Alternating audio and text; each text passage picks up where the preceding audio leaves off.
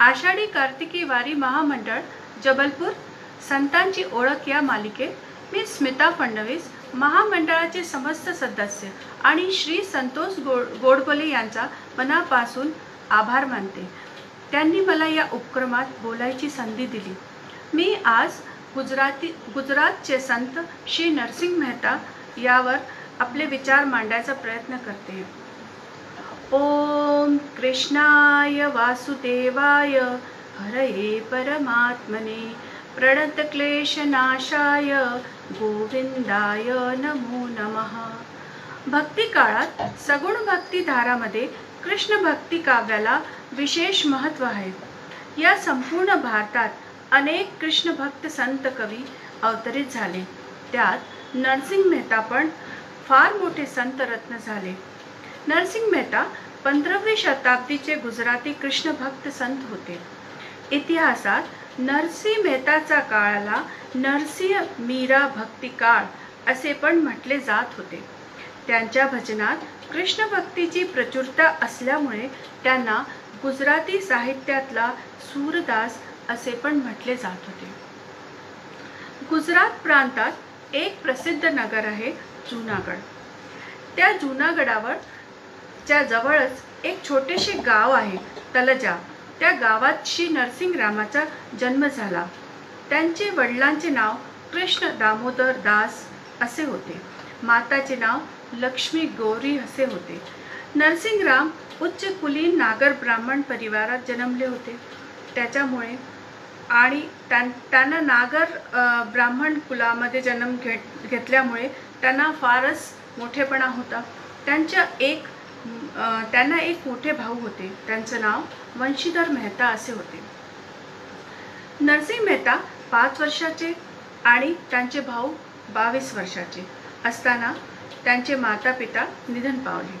त्याच्यानंतर त्यांच्या वारल्यानंतर नरसिंहरामाच्या आजीनीच त्यांचा सांभाळ केला आणि त्यांना मोठे केले। त्यामुळे नरसिंहरामाचे बाल्यकाल फारच कष्टात गेले। नरसिंहराम आपल्या 8 वर्षापर्यंत बोलतच नव्हते, ते मुके होते। त्यामुळे आजी त्यांची फार काळजी घेत असे आणि सदैवच त्यांच्याकरता चिंतित असायची। आजीला असा विश्वास होता की जर नरसिंहरामावर देवाची कृपा झाली तर हा माझा छोटासा नातू बोलू लागेल। तिला वाटायचं की जर मी साधू संतांची सेवा करून त्यांना याच्याकरिता विनंती करेन तर माझी हाक भगवंताजवळ जरूर पोहोचेल। असा सेवाभावी स्वभाव असल्यामुळे एके दिवशी भगवंतांनी त्यांची प्रार्थना ग्रहण केली आणि फाल्गुन पंचमीचा दिवस होता। संध्याकाळी ती हटकेश्वर महादेवाच्या मंदिरात आपल्या छोट्याशा नातवाला बरोबर घेऊन दर्शनाला आली। दर्शन केल्यानंतर महादेवाच्या मंदिराच्या परिसरात एक चबुतऱ्यावर फार तेजस्वी महात्मा तिने बघितलं। ते एकांतात व्याघ्रांबरावर पद्मासन लावून समाधीस्थ बसलेले होते। त्यांच्या मुखाने निरंतर नारायण नारायण असा शब्दाचा उच्चार होत असे। मुखमंडळ अत्यंत तेजोमय होते। त्यांना पाहून असे वाटत होते की कोणी दिव्य पुरुष बसला आहे। आजी आपल्या नातवाला घेऊन त्यांच्या नमस्कारासाठी त्यांच्या जवळ गेली। तिने त्यांना नमस्कार केला आणि त्यांना विनंती केली की हा माझा नातू नरसिंहराम आहे। हा नरसिंहराम लहानपणापासून मुका आहे आणि यांचे आई आणि वडील पण वारले। आता 8 वर्षाचा झाला आहे पण याला सर्वजण मुका असे बोलवतात। त्यामुळे मला याची फार काळजी वाटते। असे आजीची नम्र प्रार्थना ऐकून त्या महात्माने आजीला आश्वासन दिले, तुझी प्रार्थना भगवंतांनी ग्रहण केली आहे, तू काही काळजी करू नकोस। त्यानंतर नरसिंहरामाला आपल्या जवळ घेतलं त्यांनी आणि त्याच्या कानात रामकृष्ण रामकृष्ण असे म्हणून त्याला बोलायला म्हटले। त्यावर जन्मापासून मुका नरसिंहराम एकाएकी बोलू लागला व सारखा रामकृष्ण रामकृष्ण असे म्हणू लागला। त्या तेजोमय महात्माने आजीला सांगितले की तुझा नातू खूप मोठा देवाचा भक्त होणार आहे आणि हे ऐकून आजीला फार आनंद झाला। तिनं त्यांना घरी येण्याचे आग्रह केले, पण त्या महात्मानी त्यांना नकार दिला. महात्मा म्हणाले, यात मी काहीच चमत्कार केले नाही. हे सर्व भगवंताच्या कृपेमुळे घडले आहे. तुझी भगवंतानी करून प्रार्थना ऐकली आहे. आता लवकरच याचे लग्न पण होणार आहे. ती कन्या सुंदर, गुणवान आणि शीलवान राहील. असे म्हणून त्या महात्मानी तिला पुष्कळशा गोष्टी त्यांच्याबद्दल सांगितल्या. आता मी जास्त वेळ इथे नाही थांबणार. मी पुढे गिरनारवर जाणार आहे, असे त्या आजीला त्या महात्माने सांगितले. आजीने त्या महात्माला नमस्कार केला व आपल्या नातू नरसिंह मेहता बरोबर प्रसन्न मनाने घरी आली. घरी आल्यावर तिने सर्व हकीकत तिच्या मोठ्या नातवाला सांगितली. त्यांनी त्या महात्माचा फार तपास काढला, पण ते महात्मा कुठेच दृष्टीत पडले नाही.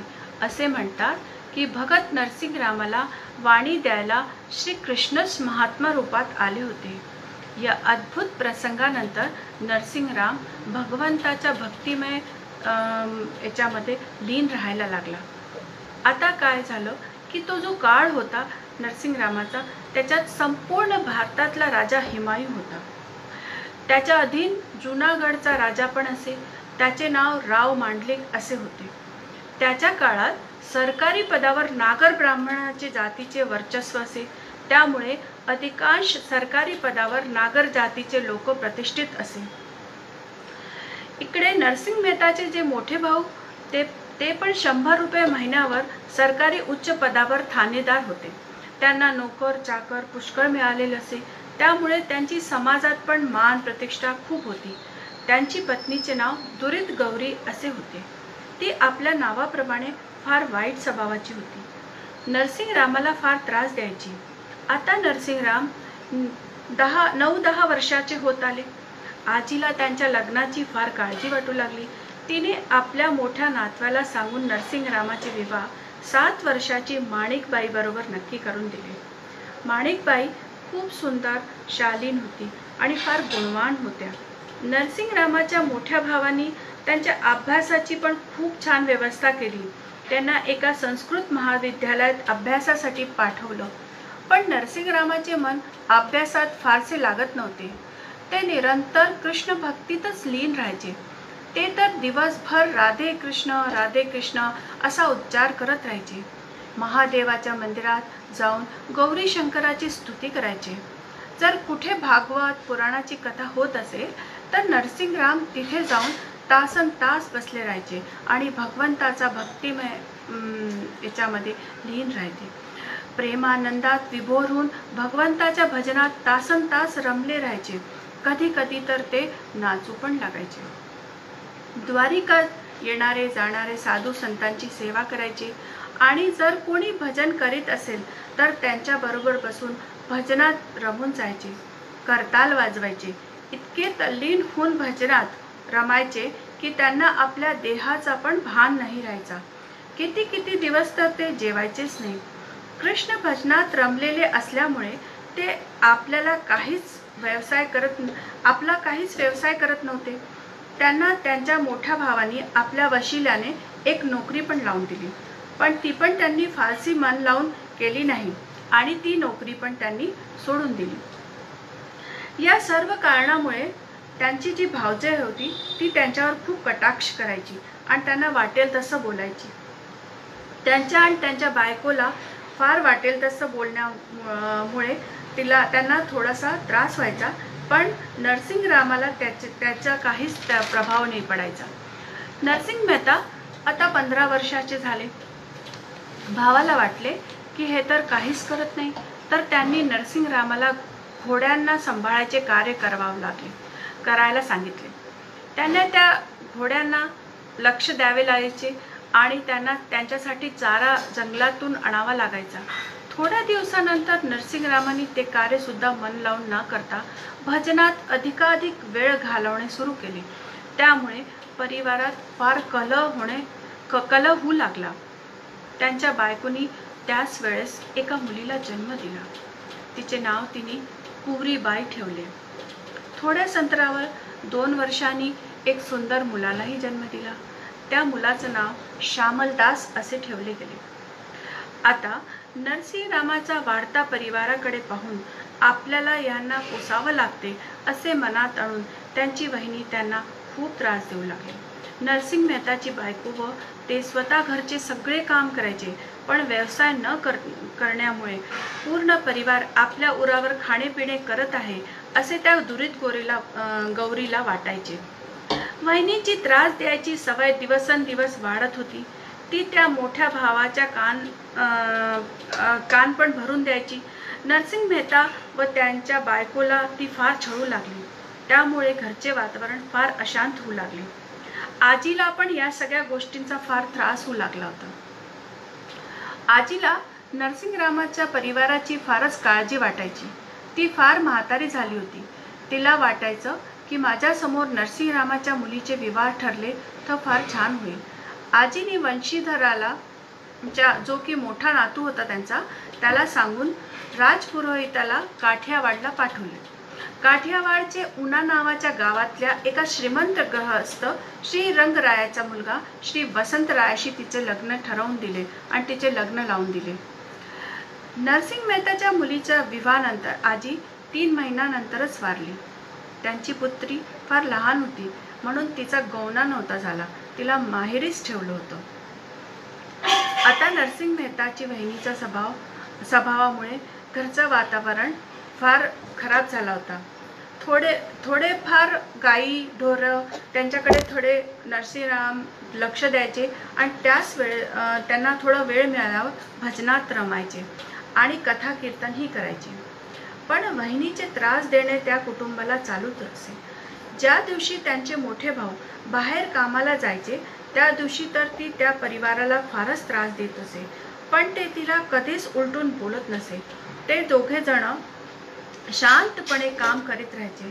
तिच्या बोलण्याकडे त्यांचा जास्त लक्ष नसायचं आणि त्यांच्या भगवत मनावर फारसा असर होत नव्हता. हे मुकाट्याने आपल्या भजनात रमून ईश्वर चिंतनात असायचे. एके दिवशी काय झालं की नरसिंह मेहता दिवसभर जंगलात जाऊन घोड्यांकरता चारा आणायसाठी हिंडले. संध्याकाळी घरी आल्यावर त्यांना फार भूक लागली होती आणि तहानही लागली होती. नरसिंहरामांनी आपल्या वहिनीला हाक मारली आणि जेवायला काही मागितले आणि असे म्हणाले की मला तहान पण फार लागली आहे. हे ऐकून त्यांची वहिनी फार संतापली आणि त्यांच्यावर अतिशय कटाक्ष करू लागली. हे ऐकण्यावर त्यांच्या मनाला फार वाईट वाटलं आणि ते कंटाळून घरातून निघून गेले. घराबाहेर पडल्यावर ते गोपेश्वर महादेवाच्या मंदिरात जाऊन 7 दिवस समाधीस्थ राहिले. त्या अवस्थेत राहिले तेव्हा त्यांना शेवटी महादेवांनी त्यांना दर्शन दिले. त्यांनी महादेवाला 2 वरदान मागितले. एक तर कृष्ण भक्ती आणि दुसरे वरदान कृष्ण रासलीलेचे दर्शन करायची इच्छा. यावर महादेवांनी नरसिंहरामाला द्वारकेला नेलं आणि कृष्ण रासलीलाचे दर्शन पण करवले. जेव्हा त्यांनी ती रासलीला बघितली तर ते कृष्णाचा मनमोहक छबीला बघून इतके तन्मय झाले की त्यांना देहाचे भानच नाही राहिले आणि त्यांच्या हातात जी मशाल होती त्याच्यामुळे त्यांचा हात जळून गेला. कृष्णाने नरसिंहरामाला दर्शन देऊन कृतार्थ केले. त्यांच्याशी संवाद पण साधला आणि आपल्या मुकुटातला मोरपंख त्यांना दिला. आपल्या हातातला शेला त्यांच्या हातावर ठेवला. हातामध्ये दिव्य करताळ दिल्या आणि कृष्णाने त्यांच्या जळलेल्या हाताला आपल्या दिव्य शक्तीने बरं केलं आणि त्यांना निरोप दिला. नरसिंहरामाच्या आनंदाला पारावार नव्हता. संपूर्ण शरीर ईश्वरीय चेतनाने भरलेले होते. त्यांच्या आतमधला राग द्वेष सगळा मावळून गेला होता आणि या भौतिक नश्वर संसाराचा त्रास त्यांना जाणवत नव्हता. ते त्याच अवस्थेत आपल्या घरी परत आले. संतापले. भाऊ म्हणाला, हा कसा वेश धारण केलाय तू कुठे होतास 7 दिवस? त्यावर त्यांनी सर्व हकीकत भावाला सांगितली. यावर भाऊ व भावजे अजून चिडले आणि म्हणाले की मी तुला तुझ्या परिवाराला कितपत खाऊ घालीन आणि तुझ्या परिवाराला माझ्या उरावर बसून नुसता ऐशो आराम करतोय. आता तुम्ही कुठे दुसरीकडे राहा, मी तुम्हाला सांभाळू शकत नाही. असे म्हणून त्यांना व त्यांच्या परिवाराला बाहेर काढून दिले. नरसिंग मेहताचा परिवार आता रस्त्यावर आला. त्यांच्याजवळ खायला काही नव्हते, राहायला घर नव्हते. त्यावर त्यांची पत्नी त्यांना म्हणाली, आपण कुठे जायचं? नरसिंग रामानी त्या पत्नीला सांगितले, अगं, तिला धीर दिला आणि सांगितले, संपूर्ण संसाराचा अधिपती हा कृष्ण जगन्नाथ आहे. तो कुठेतरी आपली सोय जरूर करेल असं सांगून तिची समजूत केली. नरसिंग मेहता आपल्या परिवाराला घेऊन जुनागडाच्या बाहेर एका धर्मशाळेत त्यांनी शरण घेतली. धर्मशाळेच्या एका बाजूला हा संपूर्ण परिवार बसून राहिला. मात्र नरसिंगराव दिवसभर भजनात रमलेले होते. जणू काही झालेच नाही. त्यांनी ईश्वराशी याबद्दल तक्रार सुद्धा केली नाही. दिवस मावळला. रात्रीच्या वेळेस ते सगळे आपल्या जवळचे काही अंथरूण होतं त्याला टाकून झोपायची सोय करत होते.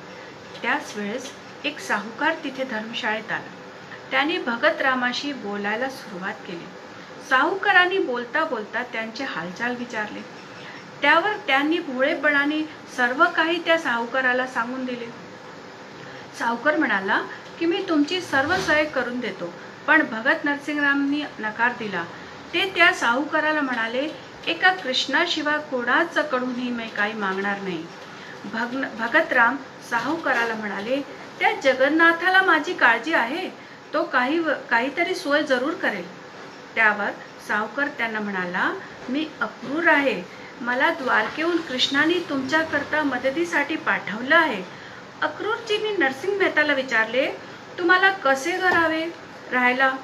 त्यावर ते म्हणाले, ज्या घरात पुष्कळ साधू संत येऊन राहू शकतील, ज्यात गाई वासरूला जागा, माझ्या कृष्णाचे सुंदर मंदिर आणि संतांना जेवायसाठी एक सुंदर स्वयंपाक असे, असं घर मला द्या. अक्रूरजींनी असे सुंदर घर विश्वकर्माकडून सांगून त्यांना बांधून दिले व 3 वर्षापर्यंत पुरेल इतके धान्य त्या घरात साठवून अक्रूरजी द्वारकेला निघून गेले. भगत नरसिंगरामाचा परिवार आता आनंदाने त्या घरात राहू लागला.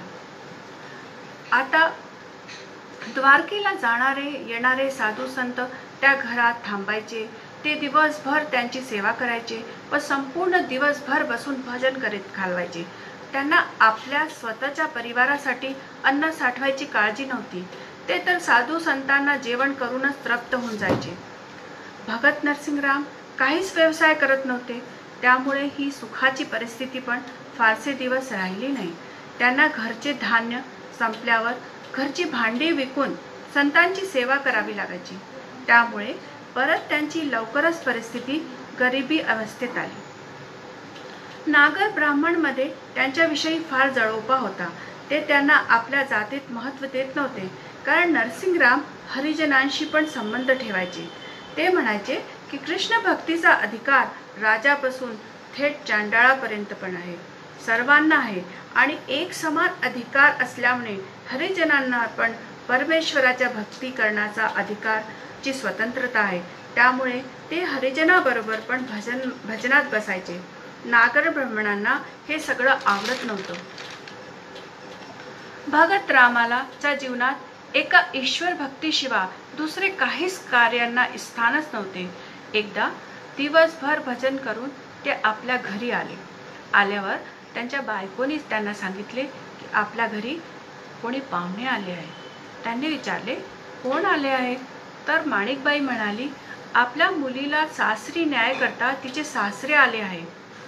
त्यांनी बरं असे म्हणून कृष्णाच्या मंदिरात दर्शनाला ते चालले गेले व आपल्या बायकोला म्हणाले, देवाला नैवेद्य करा आणि आम्हा दोघांनाही जेवायला वाढा. दोघे जेवायला बसल्यावर मुलीच्या सासऱ्याने भगतरामाला विनंती केली की मी उद्या सकाळी सुनेला सासरी घेऊन जाईन. असे त्यांचे कथन ऐकल्यावर माणिकबाई म्हणाल्या, अरे, मुलीला सासरी पाठवायची आमची काहीच तयारी नाही. तुम्ही 2-3 दिवस इथे मुक्काम करा. त्यावर भगत नरसिंगराव म्हणाले की अजून तर द्वारकाधीशाची पण आदेश झाला नाहीये. आधी त्यांचा आदेश झाल्यावरच मुलीला तुम्ही घेऊन जाऊ शकता. इकडे माणिकबाईंना फार काळजी वाटत होती. आता आम्ही मुलीची सासरी जायची तयारी कशी करणार? आमच्या जवळ तर हिला द्यायला काहीच नाही, अशा त्या काळजीत होत्या. पण नरसिंग मेहता माणिकबाईला म्हणाले, जशी द्वारकाधीशाची मर्जी असेल तसं होईल. आपला समस्त संसाराचा भार श्रीकृष्णावरच आश्रित आहे. ते जे करतील ते मला मान्य आहे. आता काय झाले की इकडे 3-4 दिवस होऊन गेले. सुनेला सासरी धाडायची काहीच तयारी न बघता तिचे सासरे म्हणाले, आता उद्या सकाळी तर मी मुलीला सासरी नेणार. त्यावर नरसिंहराम बरं म्हणाले आणि रात्रभर जेवण झाल्यावर भगवंतासमोर भजन करत बसले. पत्नी व पुत्र करताल आणि मृदंग वाजवत होते. त्यांच्या सोबत भजन करीत असे. रात्रीचाच 2-3 प्रहरात भजन इतके रमले की कोणालाच काही भान नव्हते. इकडे श्रीरंग मेहता पण भजनाच्या मधुर आवाजात रमलेले होते. सर्वत्र भगवंताच्या अस्तित्वाची जाणीव त्यांना होत होती. सकाळी 4 ते 4:30 वाजताच्या सुमारे ब्रह्ममुहूर्तावर द्वारकाधीश महाराज की जय असा जयघोष त्यांच्या कानावर पडला आणि ते भानावर आले. त्यांनी पाहिले की श्री स्वतः द्वारकाधीश कपडे दागिने घेऊन आले आहेत. त्यांच्याबरोबर त्यांची पटराणी रुक्मिणीजी पण आले आहे आणि त्यांनी मुलीला आपल्या हाताने सर्व दागिने घालून तयार केले आणि हे सर्व श्रीरंग मेहता आपल्या डोळ्यांनी बघित होते. त्यावर त्यांच्या मनातली परिस्थिती अतिशय विस्मयकारी झाली होती. त्यांच्या मनाची परिस्थिती भानावर येती तोच तर भगवंत गमन करून चुकले होते. त्यांनी आदरपूर्वक अंतःकरणाने भगत नरसिंहरामाला प्रणाम केला आणि मुलीला घेऊन दुसऱ्या दिवशी सासरी निघून गेले. आता तर दिवसेंदिवस त्यांच्या घरात साधू संतांचा जमावडा बसू लागला. भजन कीर्तन दिवसभर चालत होते. मदन मेहता नावाचा एक नागर ब्राह्मण होता. तो बडनगर इथे राजाचा दिवाण होता. तो फार श्रीमंत असे आणि नागर ब्राह्मणामध्ये त्याची फार सन्मान होता. त्याच्याकडे त्यांची पुत्री विवाह योग्य होती. त्यांनी आपल्या कुलपुरोहितला एक पत्र लिहून जुनागडावर श्री सारंग मेहता नावाच्या आपल्या मित्राकडे पाठवलं. त्या पत्रात विनंती केली की एक सुयोग्य सुकुमार वर माझ्या मुलीसाठी सुचव. त्यांनी त्या कुलपुरोहितला पुष्कळ लग्नाचे मुलं सुचवले, पण कोणी मुलगा त्या पुरोहितला आवडलाच नाही. त्यामुळे त्या नागर ब्राह्मणाने शेवटी श्री भगत नरसिंहरामाच्या मुलाबद्दल सांगितले आणि हे सांगितले की त्यांची परिस्थिती दिवाण साहब सारखी संपन्न नाही आहे, पण मुलगा अतिशय योग्य आहे. पुरोहितांनी भगतरामाचा मुलगा पाहता क्षणी त्याला फार आवडला. त्यांना होकार दिला आणि मदन मेहताला बातमी द्यायसाठी बडनगरला निघून गेले. इकडे माणिकबाईला फार आनंद झाला. भगवंताला त्यांनी वारंवार प्रणाम केला आणि त्यांचा आभार प्रकट केला. इकडे मदन मेहताला पण सर्व हकीकत पुरोहितांनी सांगितली आणि नरसिंग मेहताच्या आर्थिक परिस्थितीचे पण त्यांनी वर्णन केले. त्यावर पुरोहिताला ते म्हणाले की माझ्याकडे 8-9 लाख आहे, त्यातले 1-2 लाख मी मुलीला देईन तर काही हरकत नाही असे म्हणून पुरोहिताची त्यांनी समजूत केली. पण काही नागर ब्राह्मणांनी त्यांना थोडेसे कान भरले. मदन मेहतानी लग्ना अगोदर नरसिंग मेहताला एक पत्र लिहिले आणि त्यात हेच लिहिलं की इकडे माझी समाजात एक विशिष्ट पद आहे, त्याच्यामुळे तुम्ही माझ्या गरिमाच्या अनुकूल वारात घेऊन या. हे पत्र नरसिंह मेहतानी वाचले आणि पत्र घेऊन श्रीकृष्णासमोर ठेवले. ते पत्र त्यांच्यासमोर वाचून दाखवले आणि श्रीकृष्णाला विनंती केली की माझ्याजवळ काही नाही भगवंता, आता तुला माझी रास तुलाच ठेवायची आहे. आणि त्या पत्राला त्यांच्या समोर वाचून दाखवले आणि ठेवून दिले. त्याच्यावर काय झालं की भगवंतानी एक चमत्कार केला. भगवंत स्वतः वरातीत आले. आपले सर्व आप्त बंधू दास दासा आणि वरातीत सर्व कितीतरी सैनिक दागिने कपडे वस्त्र घेऊन स्वतः सावलशाह सेठच्या नावाने वरातीत सम्मिलित झाले. इकडे मदन मेहतानी जेव्हा वरातीचा असा थाटपाट बघितला तर आपल्या मनात विचार केला की मी तर या सर्व लोकांना पाण्याची पण सोय करू शकणार नाही. मला असे पत्र भगतजींना नव्हते लिहायचे. मी फार मोठी चूक केली. ते सावलशाह सेठ रूपी भगवंताजवळ गेले आणि त्यांनी त्यांच्याशी माफी मागितली. त्यावर भगवंत रूपी सावलशाह म्हणाले, मी तर त्यांचा एक सेवक आहे, तुम्ही जाऊन त्यांच्याकडेच माफी मागा. इकडे जेव्हा सावलशाह आणि मदन मेहता त्यांच्या भगत रामाजवळ आले आणि त्यांनी पाहिले की भगत नरसिंग राम तर पूर्ण वेळेस भजनातच मग्न आहे. त्यांना काहीच अभिमान नव्हता. ते तर भगवंताच्या भजनात लीन होते. त्यांनी मदन मेहताला आपल्या दोन्ही हातांनी अभिवादन करून सर्व व्यवस्था भगवंताची आहे असे सांगितले. या लग्नाची बातमी संपूर्ण नागर समाजात पसरली. काही जळणारे लोक अजून कटाक्ष करू लागले. काही लोक मुद्दामून साधू संतांना उकसवत होते व भगत रामाकडे पाठवत होते. त्यामुळे एकदा एक मोठी घटना घटित झाली.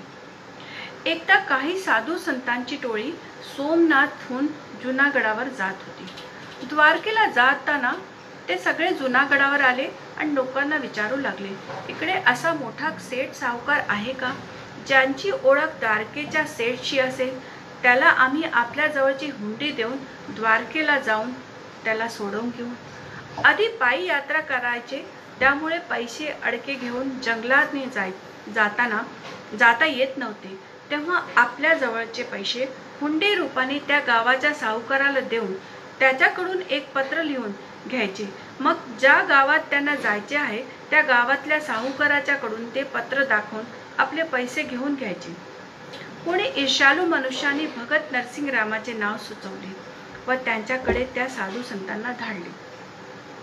हे सर्वजण भगत रामाकडे आले आणि आपली हुंडी ठेवून त्यांना पत्र लिहिण्याचा आग्रह करू लागले. भगत नरसिंगराव म्हणाले, द्वारकेला माझ्या ओळखीचा कोणताही सेठ सावकार नाही. आणि पण ते साधू संत तर त्यांना अतिशय आग्रह करू लागले. त्या आग्रहामुळे त्यांनी ते हुंडीचे पैसे ठेवून घेतले आणि द्वारकेच्या श्री सेठ श्यामल वासुदेव शाह या नावाने पत्र लिहून दिले. त्या लोकांनी आपल्या जवळचे 700 रुपये भगत नरसिंगरामाला देऊन दिले. पत्र घेऊन द्वारकेला गेले. द्वारकेला आल्यावर शेठ श्यामलशाह नावाच्या सावकाराचा त्यांनी खूप शोध काढला, पण त्यांना कोणता पण सेठ या नावाचा सापडला नाही. त्यांना वाटले की आपले पैसे बुडाले. आता काय करणार? आता आपण नरसिंगरामाकडे जाऊन आपले पैसे वसूल करू. या उद्देशाने ते सर्वजण घाटावर स्नानाला आले. स्नान झाल्यावर एक चबुतऱ्यावर एक सुंदर सावकाराला बसलेला पाहिला. त्यांनी आपसात विचारले, अरे याला तर आपण आज बघतोय, याला त्याचे नाव विचारू. त्यांनी त्या सेठाला विचारले, तुमचे नाव काय? त्यावर भगत रूपी सेठ म्हणाले, माझे नाव श्री सेठ श्यामल वासुदेव शाह आहे. त्यावर त्या साधूंना फार आनंद झाला. त्यांनी भगत रामाचे पत्र दाखवले. पत्र वाचल्यावर भगवंतांच्या बरोबर अक्रूरजी होते, ते मुनीम होते आणि त्या वेशात त्यांना 700 रुपये द्यायला भगवंतांनी सांगितले. श्री द्वारकाधीशांनी एकदा परत आपल्या भगत नरसिंग साठी शेठ श्यामलशाह बनले आणि त्यांचा मान राखला आणि द्वारकेला जाऊन त्यांची हुंडी दिली. इकडे भगत नरसिंग मेहतानी त्या पैशांनी साधू संतांना विशाल भंडारा दिला आणि त्यांना जेवू घातले. सर्व गोर गरिबांना जेवायला दिले. अशा प्रकारे भगत नरसिंग मेहताचे जीवनात एकानंतर एक कठीण प्रसंग येत गेले, पण त्यांनी त्यांच्या संसारात प्रत्येक प्रसंग कार्य ते वाईट असो की चांगले सगळे एका भगवंताला समर्पित केलेले होते. त्यामुळे त्यांची धमक त्यांना फारसी होत नसे. ते दुःख आणि शोक आनंदातही स्थिर झालेले होते. त्यांच्याजवळ राग, द्वेष, मान, अभिमान या कल्पनेला त्यांच्या जवळ काही जागाच नव्हते. त्यांनी ब्रह्मरसाचा स्वाद घेतला होता, त्यामुळे त्यांना याचा फारसा त्रास होत नव्हता. एकदा त्यांच्या जीवनात फार कठीण प्रसंग आला. त्यांचा तरुण मुलगा तो वारला. पण भगवंताच्या खऱ्या भक्तावर जर कठीण प्रसंग आला तर त्याचा विश्वास अजून दृढ होतो असे म्हटले जाते. कारण महाभारतातही म्हटले की कुंतीने फक्त कृष्णाकडून दुःखच मागितले. तसेच नरसिंह मेहतानी पण आपले सर्वस्व भगवंताला सोपून दिलेले होते. ते दुःख आणि सुख दोन्ही अवस्थेतून निघून स्थिर झालेले होते. त्यांचे हृदय भगवंतमय झालेले होते. भगत नरसिंहरामाच्या हृदयात कृष्ण भक्तीचा सागर प्रभावित झालेला होता. आपल्या तरुण पुत्राच्या मृत्यू आणि तरुण सुनेचा वैधव्याला पाहून माणिकबाई फार दुःखात होते आणि त्याच्यामुळे त्यांना फार निराशा उत्पन्न झालेली होती. त्याला बघून भगत नरसिंहरामांनी त्यांना धीर दिला आणि एक भक्तिमय पदाची रचना केली. त्यांनी तिची समजूत घातली त्या भक्तिमय पदाने की भयो थयो भांग जंजाल सुखे भजी श्री गोपाल. अर्थ असा की जे झाले ते ईश्वराच्या कृपेने झाले. आता संसाराच्या मायेतून अजून आपण सुटलो. आता शांती व सुखपूर्वक त्या गोपाळाचे स्मरण भजन करू शकू. भगत नरसिंहरामाचा हा उपदेश ऐकून त्याची बायकोला पण फार शांतता मिळाली. ती आपल्या नवऱ्याबरोबर श्रीकृष्णाच्या भजनात रमू लागली आणि साधू संतांची सेवा करत आपले दिवस घालू लागली. थोड्याच दिवसात काय झालं की पितृपक्ष आला. गुजरातमध्ये पितरांच्या निमित्त पिंडदान करायचं आणि मोठ्या प्रमाणात ब्राह्मण भोज करायची अशी फार प्रथा होती. त्यामुळे काय झालं की भगत नरसिंहरामाच्या भावांनी पण वडिलांचे श्राद्ध करायचे ठरवले. त्यांचा मोठा भाऊ नरसिंहरामाला बोलवायला त्यांच्या घरी आला आणि त्यांनी त्यांना नरसिंहरामालाच म्हटलं की माणिकबाईला एक दिवस पूर्व माझ्या घरी धाडून द्या आणि तू दुसऱ्या दिवशी सकाळी लवकरच श्राद्धाला घरी ये आणि त्या दिवशी कोणत्याही वैरागी आखाड्यावर जाऊ नको असं त्यांनी ताकीद दिली. त्यावर भगत नरसिंहरावांनी म्हटलं की मी वैरागीच्या आखाड्यावर एक दिवस नको जाऊ असं नाही होऊ शकत. मी साधू संत तर माझे प्राणाहूनही प्रिय आहे. पहिले मी त्यांची सेवा करेन मगच मी येईन आणि माझी बायको घरी गोपाळ कृष्णाचा नैवेद्य करेन आणि त्याच्यानंतर ती तिथे उपस्थित राहील. त्यावर भाऊ फार रागावले आणि ते त्यांना वाटेल तसं बोलले आणि ते म्हणाले, अरे एवढ्या गरिबीत पण तुला एवढी इतकी अकड आहे तर वडिलांचे श्राद्ध स्वतः तू घरी का नाही करत. नरसिंहराम त्यावर त्यांना शांतपूर्वक उत्तर दिले, ठीक आहे वडिलांचे श्राद्ध मी घरीच करेन. अशामुळे मोठ्या भावाला फार राग आला आणि ते रागात घरी निघून गेले. बायकोला सर्व हकीकत सांगितली तर ती बायको फार रागवली आणि तिने पण त्यांना वाटेल तसं बोलून आपल्या मनातला द्वेष बाहेर काढला. या सर्व झालेल्या घटनामुळे त्यांनी घरीच श्राद्ध करायचे ठरवले. थोड्याच वेळात भगत नरसिंहराम आता भगवंताच्या भजनात रमून गेले. त्यांना या गोष्टींचा फार त्रास झाला नाही आणि जणू काही झालंच नाही असं वाटे. इकडे घरात शेरभर अन्नही नव्हते. माणिकबाईंना प्रश्न पडला, आता श्राद्ध कसे करायचे. त्यांनी नरसिंहरामाला म्हणाले, श्राद्धाची व्यवस्था करा. ते म्हणाले, मला आधी पोटभर भजन करू दे, मग मी बाजारात जाऊन श्राद्धासाठी सर्व सामग्री कुठेतरी उधार आणून तुला देईन. जर सामग्री उधार नाही मिळाली तर माझा नाच जाणे आणि हे माझे पित्र जाणे, असे भक्त राजाने त्यांना उत्तर दिले. यावर त्यांची बायको माणिकबाई म्हणाली, आपण तर दिवस रात्र भगवंताला स्मरण करतो तर एवढा प्रश्न का बरं आपल्या संसारात येतो. तुमचा भाऊ जो की अन्न भंडाराने त्याच्या घरात सगळे भरलेले आहे आणि आपल्याकडे तर काहीच नाही. तर त्यावर भगतराम तिला म्हणाले, अगं तू माझ्या देवावर विश्वास का बरं नाही करत आणि सारखं सारखं आपल्या मुखाने अशा घृणित भाषेचा उच्चारण करती. तू आपल्या कर्माकरिता माझ्या नाथावर का दोषारोपण करती. तो नाथ तर फार दयाळू आहे आणि त्याच्या घरी पाप पुण्याचा न्याय केला जातो. तू माझी अर्धांगिनी असून तुझ्या श्रद्धेचा अभाव आहे. मी तुला सारखे सांगत असतो की जे खरे सोने असतात त्याला सोनाराची मार सारखी सारखी खावी लागते, तरच एक उत्तम दागिना तयार होतो. अगं माणिकबाई, आपण आज भगवंताच्या कसोटीवर आहे आणि कसोटीवरच माणसाची परीक्षा होती. त्याच्या दरबारात कधीच अन्याय होत नाही. माणिकबाईंनी भक्त राजाशी माफी मागितली. तुमच्या उपदेशांमुळे माझे डोळे उघडले. जर यापेक्षाही मोठा कष्ट आला तर मी आता विचलित होणार नाही, असे म्हणून आपल्या जवळचे 2 मासाचे सोन्याचे कानातले त्यांच्या हातात ठेवून दिले आणि त्याला विकून श्राद्धाचे सामान आणा असे म्हटले. नरसिंगराम बरं म्हणून बाजारात श्राद्धाच्या सामानासाठी बाजारात गेले. त्यांनी श्राद्धाचे सामान आणले आणि माणिकबाईंना आणून दिले. ते सामान बघून आपल्या पतीला त्या म्हणाल्या की या सामानात फक्त 3 आणि 4 ब्राह्मण जेवतील असे एवढंच सामान आहे. तुम्ही फक्त 3 आणि 4 ब्राह्मण जेवायला बोलवा, 3-4 ब्राह्मणांनाच जेवायला बोलवा. इकडे नरसिंगरामांनी 2-3 ब्राह्मणाला जेवायला बोलवणी करण्यासाठी आले, पण सर्व नागर ब्राह्मणांनी हट्ट धरला की आम्हा सर्वांना जेवायला बोलवा, तुमच्याकडला देवाचा प्रसाद आम्हाला पण प्राप्त होईल. ब्राह्मणाची कुटील वागपटुता नरसिंगरामाला कळत नव्हती. ते अत्यंत भोळे होते. त्यांनी सर्व 700 ब्राह्मणांना भोजनाचे निमंत्रण देऊन दिले. सर्व नागर ब्राह्मणांना मध्ये ही बातमी पसरून गेली आणि नाना प्रकारच्या गोष्टी होऊ लागल्या. कोणी म्हणाले त्या भगतरामाकडे काय मिळणार, असे नाना प्रकारचे कुत्सित बातम्या पसरू लागल्या. सगळे त्यांची परीक्षा घेण्यासाठी योजना बनवू लागले. माणिकबाईंनी सामान पाहिले तर त्यात तूप नव्हते.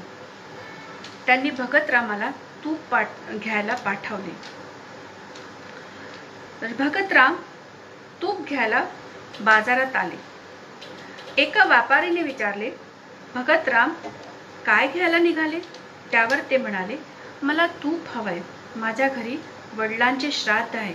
मला 10 मन तूप हवे, पण माझ्याजवळ आत्ता पैसे नाही. मी 3 महिन्यानंतर चुकवून देईन. त्यावर त्या व्यापाऱ्याने नकार दिला. ते थोडे पुढे आले. एका व्यापारीने त्यांना फार सन्मान देत होता. ते पुढे आले. एक व्यापारी त्यांना फार सन्मान देत होता. त्याला जर कळलं की त्यांना तूप हवंय तर त्यांनी स्वीकृती दिली. पण तो म्हणाला, नरसिंगरामा, आधी तुमच्या आवाजात सुमधुर भजन म्हणून दाखवा, मगच मी तुम्हाला तूप देईन. भगत नरसिंगरामाला फार आनंद झाला. हे तर त्यांच्या मनासारखंच झालं. ते तर तिथेच भजन करायला बसून गेले आणि भजनात इतके रमले की वेळेचं त्यांना भानच नाही राहिलं आणि श्राद्ध वगैरे करायचे ते विसरून गेले. इकडे देवाला आपल्या भक्ताची काळजी होत होती. श्रीकृष्णांना इतकी काळजी वाटली की भगतराम तर भजनात बसले. आता तिथे श्राद्ध कोण करेल? श्रीकृष्ण अक्रूरजींना बरोबर घेतलं आणि नरसिंह मेहताच्या घरी आले. 10 मन तूप, बरोबर 700 लोक जेवतील एवढी सामग्री आणली आणि भगवंताने भगत नरसिंह रूपाचं रूप धारण केला. असे एवढे सामान बघून माणिकबाई म्हणाल्या, इतकं सामग्रीची व्यवस्था कशी केली? त्यावर भगवंत रूपी नरसिंह म्हणाले, कारण भगवंतानी नरसिंहाचं रूप धारण केलेलं होतं. सगळं नागर ब्राह्मणांनी मदत केली. ते सर्व जेवायला येणार आहे. माणिकबाई प्रसन्न मनाने त्या भगवंत रूपी नरसिंगरामाला म्हणाल्या की श्राद्ध विधीसाठी पुरोहिताला बोलवून आणा. हे ऐकून भगवंत म्हणाले की मी पुरोहिताला बोलून आणतो. आणि ते पुरोहिताकडे गेले आणि श्राद्धाचे कर्म करायला त्यांना आग्रह करू लागले. असे म्हणतात ना की या भौतिक संसारात गरिबाकडे जायला कोणीच तयार होत नाही. त्या पुरोहितांनी नकार दिला आणि म्हणाले की मला तर तुमच्या मोठ्या भावाकडे जायचं आहे. मी तुझ्या घरी येऊन काय देईन? तू मला काय देऊ शकतो? आणि तू मला द्रव्य आदींनी संतोष पण काय करणार? तुझ्याजवळ तर तुझ्या पुरतेच काही नाही. तर तू मला यथेष्ट दक्षिणा काय देणार? भगवंत रूपी नरसिंह मेहता म्हणाले, तुमच्याकरता गरीब व अमीर सगळे यजमान सारखे आहेत. आता आजपासून तुला मी बोलवणार नाही. असे म्हणून ते जे भगवंत रूपी नरसिंह मेहता होते ते निघून गेले. आता रस्त्यावर भगवंताला एक सरळ गरीब ब्राह्मण दिसला. त्याला घेऊन ते घरी आले. भगवंताच्या स्पर्शाने तो ब्राह्मण फार प्रगाढ विद्वान झाला आणि त्याने संपूर्ण श्राद्ध विधी व्यवस्थितपणे पार केली. भगवंत रूपी नरसिंह मेहतांनी त्या ब्राह्मणाला 50 स्वर्ण मुद्रा दिल्या आणि समस्त नागर जातीला जेवण देऊन तृप्त केले. सर्व श्राद्ध संपल्यावर भगवंतांनी प्रस्थान केला. इकडे माणिकबाई जेवल्यानंतर जेवायला बसणारच होते तेवढ्यात नरसिंह मेहता दारातून तूप घेऊन आले. बायको जवळ पश्चाताप करू लागले. माणिकबाई म्हणाल्या, हे तर तुम्ही श्राद्ध केल्यावर काय आणले? त्यावर नरसिंह म्हणाले, अगं मी तर सकाळचा बाहेर गेला, आत्ताच घरी परतलो आहे. मी तर श्राद्ध विधी केलीच नाही. त्यावर माणिकबाई म्हणाल्या, एवढ्या लोकांना जेव कोणी घातलं? श्राद्ध विधी कोणी संपन्न केली? त्यावर नरसिंह मेहता समजून गेले की माझे श्रीकृष्ण आले होते आणि त्यांनीच माझे हे सर्व कार्य संपन्न केले. त्या जगन्नाथाची कृपामुळे ओळखून त्या दोघांच्या डोळ्यातून प्रेमाश्रू वाहू लागले. आता एक अत्यंत गंभीर घटना घटित झाली. एकदा एकादशी होती. त्या दिवशी ते दोघंही जण उपवास करायचे आणि दिवसभर विष्णूंचे नामस्मरण करत राहायचे आणि सुमधुर भजनात रमलेले राहायचे. त्या दिवशी पण एकादशी होती आणि ते दिवसभर भजन करीत होते. पण त्या दिवशी माणिकबाईंना थोडासा ताप होता, पण त्यांनी ते काही फारसं नरसिंह मेहताला सांगितले नाही आणि त्या पण दिवसभर भजनात रमलेले होते. संध्याकाळ झाली. संध्याकाळ झाल्यावर भजन समाप्त केलं त्यांनी आणि नरसिंह मेहता दामोदर कुंडावर स्नानाला गेले, कारण भगवंतासाठी तुळस आणायची होती. ते हरे कृष्ण असे म्हणत नामस्मरण करीत होते आणि ते घरी येत होते. त्यांना एका हरिजनांनी आवाज दिली. त्यांनी म्हटलं, नरसिंहरामा, आज मी तुमच्याशी काही विनंती करतो. नरसिंहराम म्हणाले, मी तुला काय देऊ शकतो? माझ्या जवळ एका भगवंताच्या नावा अतिरिक्त काहीच नाही. त्यांनी म्हटलं, माझी एक इच्छा आहे की तुम्ही माझ्या घरी येऊन देवाचे भजन रात्रभर करा. यावर त्यांनी म्हटलं की अरे, भगवंताच्या भजनासाठी तू विनंती का करतोस? भगवंताचे भजन करणे हे तर माझे कार्यच आहे. आणि त्यांनी त्याच्यासाठी होकार दिला. त्यांनी हेही सांगितलं की भगवंताच्या भजनाकरता ब्राह्मणापासून चांडाळापर्यंत सर्वांना अधिकार आहे. आज तू आपले अंगण शेणाने सारव आणि तिथे तुळशीचे रोप ठेव. मी रात्रभर तुझ्या अंगणात भगवंताचे भजन करीन. नरसिंह मेहता हरिजनाशी असा प्रकारचे संवाद साधून घरी आला. आता ही बातमी सर्व नागर ब्राह्मणात पसरून गेली. नरसिंहरावांनी घरची संध्याकाळची पूजा करून हरिजनाच्या घरी पोचले आणि कीर्तन आरंभ केला. अत्यंत लीन होऊन ते भगवंताचे भजन रमत होते. इकडे माणिकबाई तापाने फणफणल्या होत्या. तापाच्या अवस्थेतही ते त्या दिवस पूर्ण वेळेस देवाचे नाव घेत होता आणि पूर्ण रात्र भजन केल्यावर भगतराम सकाळी भजन समाप्त करून घरी आले. माणिकबाईंची तब्येत फार बिघडली होती. त्यांना बघून ते घाईघाईने त्यांची सेवा करायला लागले आणि पुढे आले. पण त्या तर मृत्यूशय्यावर आलेल्या होत्या. त्यांना समजले होते की त्यांचा शेवटला आता श्वास चालू आहे. नरसिंह मेहतांना पाहून त्यांनी एकदा डोळे उघडले आणि जोरात भगवंताच्या नावाचा उच्चार केला आणि आपला देह ठेवला. तो दृश्य फार करुण आणि हृदयाला स्पर्श करणारा होता. आता तर नरसिंहराव एकटेच राहिले. एवढा मोठा आघात, पण त्यांची परिस्थिती शांत आणि स्थिर असे ते निरंतर एक दिव्य लोकातच मग्न राहायचे आणि स्थिर झालेल्या मनात ते भगवंताच्या नामस्मरणात होते. बायकोच्या मृत्यूनंतर त्यांनी असा विचार केला की बायको होती म्हणून मला सगळे संसारिक म्हणत होते.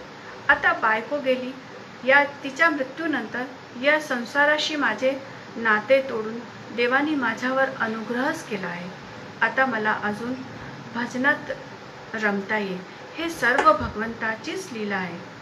आता त्यांनी बायकोचा दाह संस्कार केला आणि त्यांच्या अस्थींना गंगामध्ये प्रवाहित केल्या आणि घरी आले. अशा प्रकारे पुष्कळशा घटना त्यांच्या जीवनचरित्रामध्ये घटित होत्या.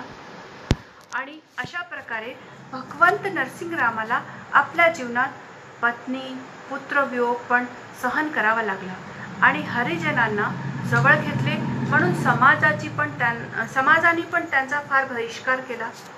त्यांनी आपल्या जीवनाचा संपूर्ण भार एकमेव श्रीकृष्णावरच समर्पित केलेला असल्यामुळे त्यांचे जीवन फार स्थिरावलेले होते. अशा भक्तराज शिरोमणीला आज पण गुजरात प्रांतात संतरत्न मानून त्यांची पूजा केली जाते. त्यांनी पुष्कळ काव्य रचना केल्या. सुदामा चरित्र, गोविंद गमन, दानलीला आणि अनेक काव्यरचना केल्या. पण त्या काव्यरचनामध्ये वैष्णव जनते तेणे कहिये पीड पराई जाणे रे या काव्यरचनाला फार प्रसिद्धी मिळाली. अशा प्रसिद्ध कृष्ण भक्त संतांना माझा शतशत नमन करून मी आपल्या वाणीला इथेच विराम देते. नमस्कार.